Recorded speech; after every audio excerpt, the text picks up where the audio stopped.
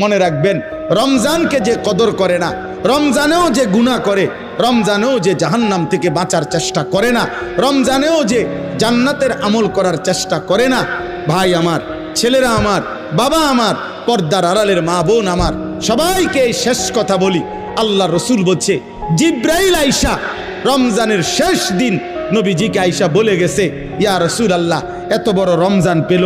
ইফতার, সাহারি, তারাবি, এতেকাফ, শবে কদর, প্রতি ঘন্টা মিনিটে এত মাফ নেওয়ার সুযোগ থাকার পরেও যেই নাফরমান জাহান্নাম থেকে বাঁচার চেষ্টা করে নাই, গুনাহ থেকে আল্লাহর কাছে মাফ নেয় নাই, জান্নাতের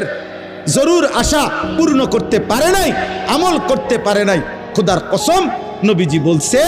জিব্রাইল আইসা বলছে, ইয়া রাসূলুল্লাহ, এমন নাফরমানের উপরে আল্লাহর লানত, আল্লাহর লানত, লানত, লানত। নবী বলছে আমিন,